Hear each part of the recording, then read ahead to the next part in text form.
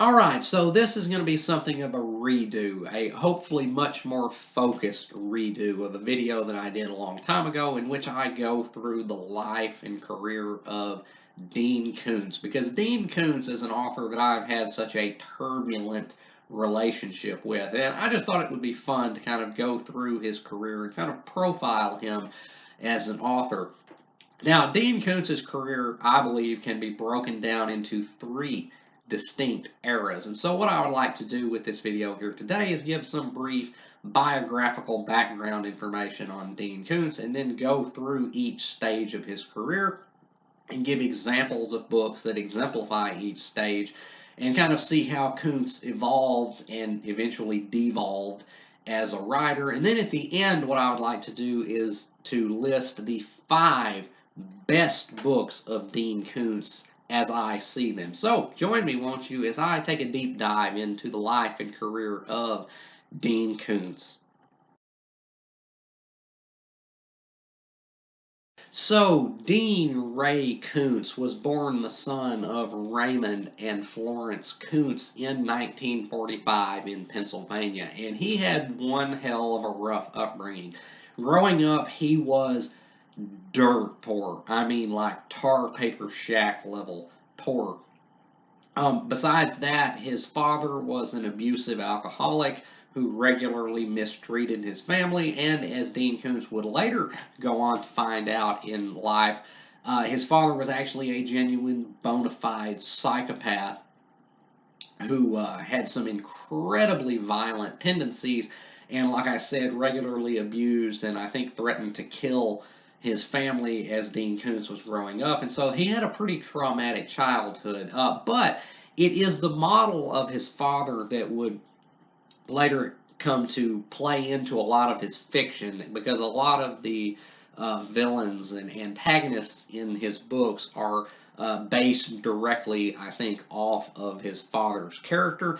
And so it's kind of interesting to see where he came from and how that played into what he would later do. Now, Dean Koontz eventually grew up and went to college where he won a fiction writing contest, which kind of put him on the track to pursuing a career in writing. However, after a dispiriting stint working in an alternative school in the Appalachian Poverty Program, which kind of disillusioned him about a lot of things, he eventually did try to make a go at it as a writer, as a author of fiction. And this leads us into the first stage of Dean Koontz's career as a writer, which would be the early years.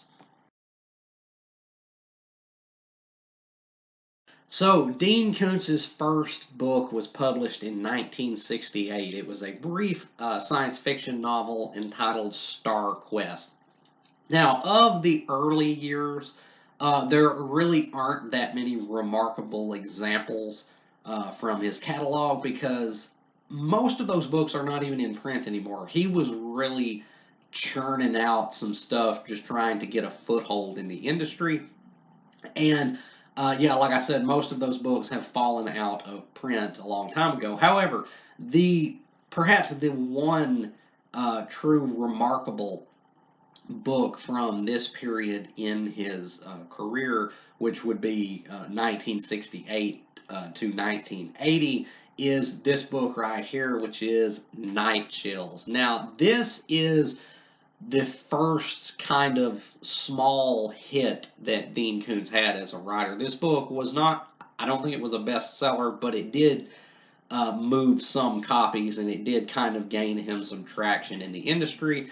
And this book right here is a prime example of early years Dean Koontz because this is so radically different from what he would later do in his fiction. This book is a nasty little book. This is one of the most perverted and depraved things I have ever read in my life. And it, like I said, it has so many things in it that Dean Koontz just would not do now in his career. This book has the most rape I have ever read in any book. This is truly the rapiest book I have ever encountered.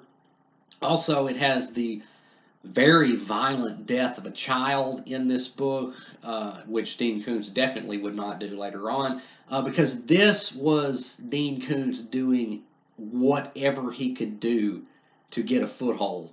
This was Dean Koontz pulling out all the stops, no holds barred. He was going to do whatever he had to do to try to get going, to try to get his career kickstarted. And this book is exploitation literature at its finest. This is a thriller novel with some light sci-fi overtones to it, about subliminal messaging in advertising. That definitely dates this book seriously, because this book was written in the 70s, and that whole kind of subliminal thing was definitely endemic to that time period, because the science that this book is loosely based around has been entirely disproven and exploded since then. But for what it is, this book actually is kind of, it's definitely entertaining, but in a kind of low and seedy sort of way. I'm like, this book is seriously a nasty little book. It is the rapiest, vilest, most depraved, or one of the most depraved things I have ever read, because there was nothing that he would not consider when it came to writing at this stage in his career, because he was still just trying to take off. And so, Night Chills I have chosen to kind of represent the early years of Dean Koontz, which lasted, I say, from 1968 to 1980, and that will bring us into the golden years.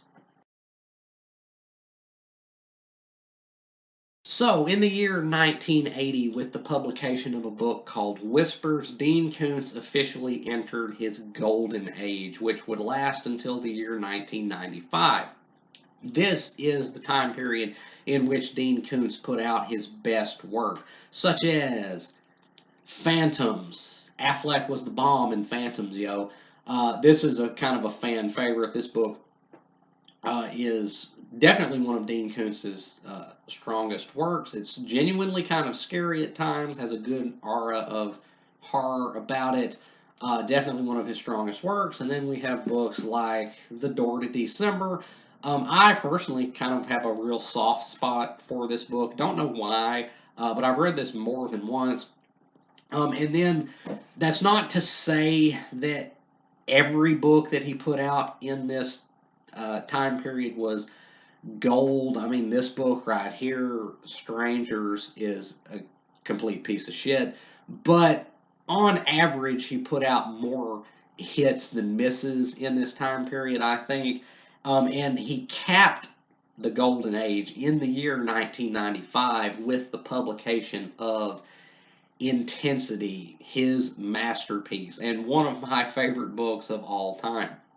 This really was as good as Dean Koontz ever got. This is a stone cold masterpiece of a thriller, and it was Dean Koontz firing on pretty much all cylinders, or as many as Dean Koontz can be said to ever have fired upon.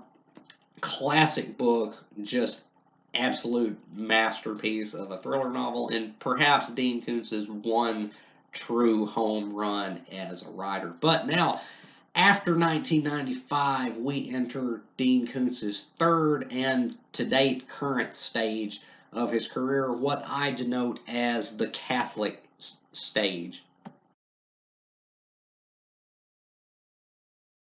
Also in the 90s, Dean Koontz noticeably changed up his look. He went from looking like this, with that fine ass Burt Reynolds stash and the wicked widow's peak, to looking like this, with what he insists is natural hair. It was apparently some kind of hair transplant procedure. And no more Burt Reynolds stash, which kind of killed the magic. And this can kind of be seen as the signifier, I think, of his fall from grace as an author. So from 1996 onward, we enter what I call the Catholic stage of Dean Koontz's career. And this is the kind of book that he writes now. This is meant to typify kind of what his output is like now, and that would be From the Corner of His Eye. This was actually the first Dean Koontz book that I ever read, and it's not very good at all. For one thing, it's massive. His books got progressively more indulgent in a lot of ways. And this book does not need to be this long. It's like 900 something pages.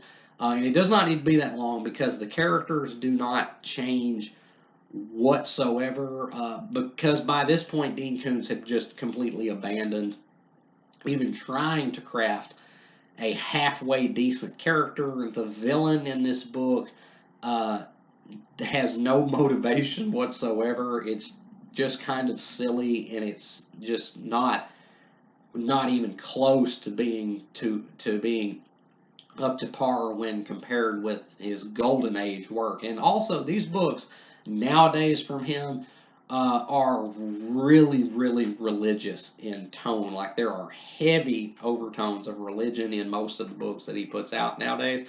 And they get preachy. They really do get preachy. Dean Koontz is very devoutly Catholic, and it shines through very heavy handedly. And now, that's not to say that he hasn't written a good book here and there since the Golden Age. I mean, he did write this, Odd Thomas, which was kind of a late career comeback for him when this came out in 2003, I believe. And this is a good book. This may actually be his signature book, actually, but it's good. This is probably one of his strongest, I would say. I would definitely say. But on the whole, Dean Koontz's output nowadays is really lacking, and he just ain't got it anymore. Not only is he just recycling the same handful of stories and plots over and over again, basically, but like I said, they're really preachy and heavy-handed, and the characters just aren't even close to being good on average. It's just Dean Koontz has fallen so far from where he was in the 80s and halfway through the 90s that it's really kind of sad because while I'm not going to say that those books from his golden age were masterpieces of literature, they were pretty fun for what they were, and they were pretty well constructed, but not so much nowadays. So I don't really read much of Dean Koontz's newer work because most of it's disappointing. But now that since that wraps up the three stages of Dean Koontz's career, what I'm going to do is give you what I consider to be Dean Koontz's 5 best books. So if anyone out there wants to take a dive into the body of work of Dean Koontz, you'll know the watermarks that you might want to hit. So, the 5 Dean Koontz books, which I consider to be his best, kicking off with number 5, we have Odd Thomas. This was, like I said, kind of a late game comeback for him when this was published, and this definitely does embody a lot of his worst tendencies that he has nowadays, but still, it nonetheless manages to jump the hurdles to be a pretty great book, actually. Now, this is the story of a fry cook whose name is Odd Thomas. That's his actual name. And he sees dead people, kind of like the Sixth Sense. In fact, I would be not surprised at all if I found out that Dean Koontz just lifted this entire concept from watching The Sixth Sense, because Dean Koontz is not a really original author. Nearly all of his books are just reworkings of stories that you've probably seen umpteen times before, but this one is a pretty good reworking. Like I said, Odd Thomas sees dead people, and he kind of goes around solving murders by communicating with the spirits of the victims. Now, like I said, this embodies a lot of Dean Koontz's worst tendencies now because Odd Thomas is ostensibly 20 in this book, but he's 20 going on 70 because he just is nothing more than a mouthpiece for Dean Koontz himself to spew his dissatisfaction with the state of the world and how bad things are. He listens to nothing but 1950s swing music and Elvis. In fact, the ghost of Elvis Presley is actually a major character in this. And it's just so painfully obvious that Dean Koontz doesn't know how to write young characters because he'll just use them to just expound his own worldview. However, in spite of all the cringiness that is in this book, because it does get kind of cringy at times, it does pack some surprises, and the ending actually is kind of a punch in the gut, honestly. I'm not going to spoil it, but I will say that he actually does make pretty good use of the I can see dead people concept, and this leads to some tricks in this book that you might not see coming. And like I said, the ending is kind of a gut punch. And this book has it's better than it has any real right to be. I'm not going to say this is some kind of masterful accomplishment of world literature. It's not, but it is actually a pretty good book, honestly. Now, I'm not going to say the same for the sequels because this was the inaugural book in a pretty lengthy series, which I refuse to read because I've heard that the sequel books are just complete shit. So I don't want to taint this book in my mind. But this works perfectly fine as a standalone. In fact, it should have just been a standalone from the get go. But Odd Thomas, number 5 of Dean Koontz's best. Then moving on to number 4, we have Midnight, prime golden age material. This is a sci-fi action horror thriller about a nefarious uh, uh, tech billionaire scientist guy doing some shady experiments on the residents of a small town and turning them into inhuman creatures. And this book is a really great thrill ride. The characters aren't great, but they're better than what he would later do, at least. But the plot keeps you guessing because you're not really sure for a lot of it what's actually happening. And this book is kind of actually thoughtful in some ways. There are some kind of monologues that some characters deliver in this about human nature and how you don't want to do away with certain parts of human nature, even though you think you might. This also has some really great scenes in this, some really great set pieces. Again, I'm not going to spoil anything, but this really is prime golden age Koontz. It's thrilling. It's well plotted. It never overstays its welcome. It develops at a good pace because that's something that Dean Koontz, I think, is pretty good at, or was at least, was pacing a story. And this really exemplifies that. It's just a well crafted thriller that kind of elicits a few chills, and it's just really good. So yeah, Midnight number 4, and now at number 3 we have Velocity. Now this I do contend may be Dean Koontz's last truly good book. This was published I think in 2005, so this is actually post Golden Age Koontz. This is actually even later than Odd Thomas by a couple years, I think. And like I said, this I do believe might just be Koontz's last truly great book. Murder mystery thriller about a bartender in a small town who just wants to keep his head down and not really have any kind of social presence, being targeted for whatever reason by some kind of psychopathic killer, and kind of set up and framed for some murders. And like I said, Dean Koontz is not the most original writer, and this is not anything particularly new here, but it's the last gasps, I think, of Dean Koontz actually putting in real effort to make this not be flat and tepid and boring. This is actually a pretty good book. You might see the killer. You might see the reveal of the killer coming. Maybe, although a lot of people will be like, "I saw it on page 2." No, you didn't, because it doesn't even introduce who the killer ends up being until a good ways through the book.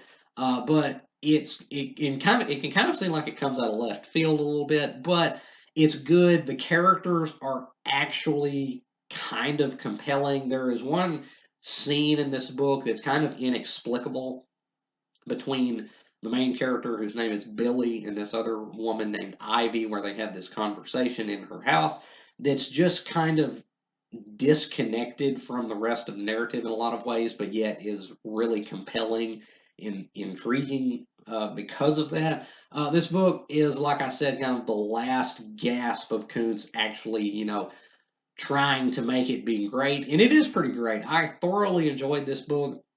It's also kind of thoughtful.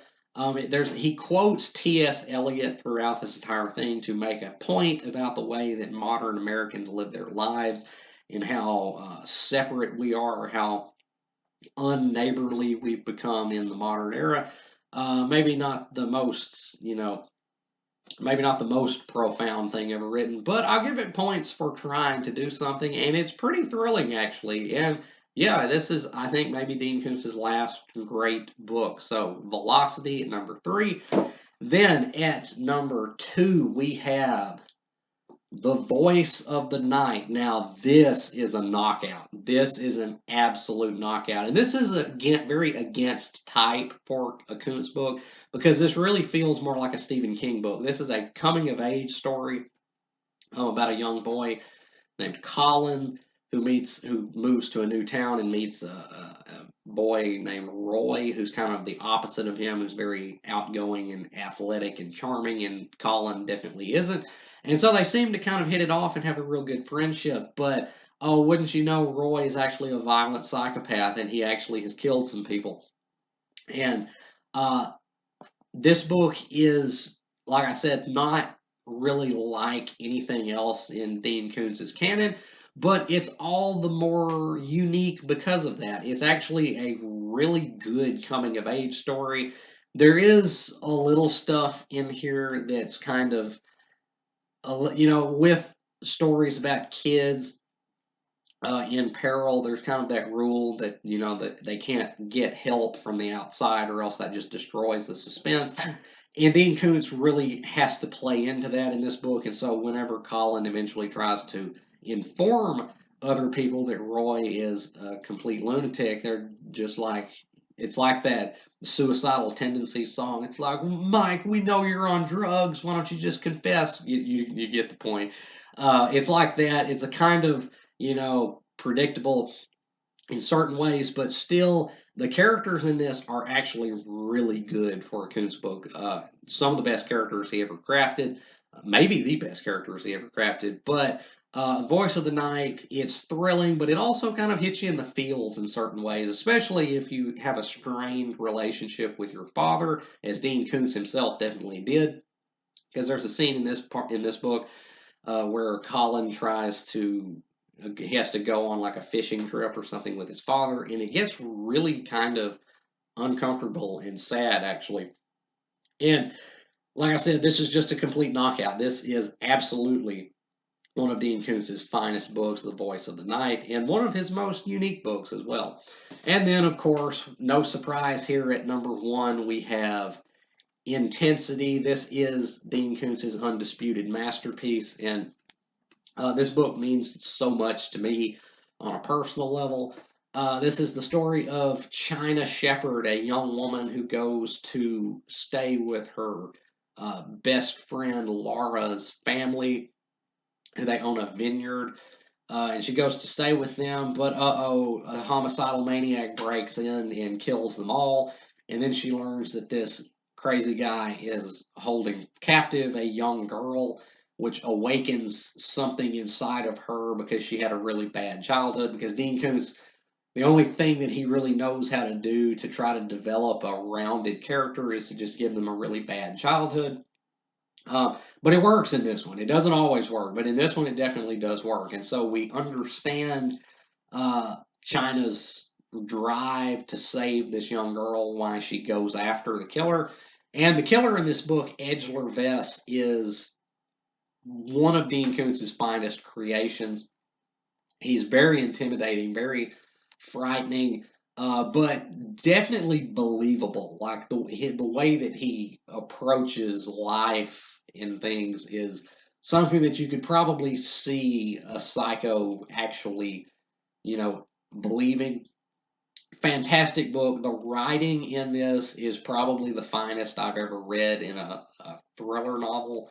Because Dean Koontz can craft a really good sentence when he wants to. He has a broad vocabulary for one thing, and for another thing, he actually is a pretty good prose stylist when he wants to be. And this book uh, exemplifies that marvelously. The writing and intensity is just like chef's kiss good. And the characters are genuinely compelling. One of the very few times in Dean Koontz's career that he actually crafted good characters, like genuinely good characters. And it's remarkably thrilling. And it also, the reason why it speaks to me so much, why I kind of treasure this book so much, is because this is the story of a journey from survivor to fighter. At the beginning of the book, China is a very, very weak character, and this also one of the very few times that Dean Koontz would actually saddle one of his characters with a genuine defect, a genuine flaw. She is very weak, very passive, has no real fight in her. She just wants to go along to get along. But then, when the crazy dude kills her best friend's family, she is confronted with a situation in which she can't be that way anymore. Where if she wants to save the girl who is being held captive by this guy, she has to become a fighter and actually has to strike back. And her journey in this is both physical and psychological. And that's why this book means so much to me. I'm not saying, again, that this is some kind of, you know, grand accomplishment in the history of literature, but it is absolutely a top of the line thriller novel that actually has some real literary value, or at least it does to me, because again, this book is marvelously written. This was Dean Koontz. The writing in this book was the finest he ever did. The characters are also compelling enough, at least for a Koontz book. They're actually pretty genuinely good, I think. But also, the book has a message to it, and it's a very important message about not being weak character wise and always, being willing to stand up and do what needs doing. And this book just means the world to me. I love it, and this is not just my consensus when evaluating Dean Koontz's finest book. If you look at other people's picks for Dean Koontz's best, it's almost always this one. Intensity really is just a cut above um, basically anything else that he ever wrote. So yeah, that has been my profile of Dean Koontz as an author. Dean Koontz used to be one of my favorite writers, mainly because I was reading pretty much, his Golden Age stuff, and I was like, hell yeah, this is awesome. Then I realized just how far he had fallen off the wagon. And he's not one of my favorite writers now, although one of his books remains one of my favorite books. But yeah, so that's been my deep dive into Dean Koontz's life and career, and as well as my ranking of his finest books. Let me know down in the comments what you think about Dean Koontz. Have you read any of Dean Koontz's work? If you have, be sure to let me know what you think about it. Whether you've liked it or disliked it, whether you have agreed or disagreed with anything that I have said about the man and his work here today. And if you haven't read any Dean Koontz, well, I could recommend the 5 that I ranked as his best here. But beyond that, you're going to have to just tread carefully, because he's written a lot of good books, but he's also written a lot of absolute crap books. And nowadays, I think he writes more crap than anything else. But anyway, that's been my deep dive into Dean Koontz. I hope you have enjoyed it. If you have, be sure to hit that like button and subscribe. I would really appreciate it. And until next time, peace.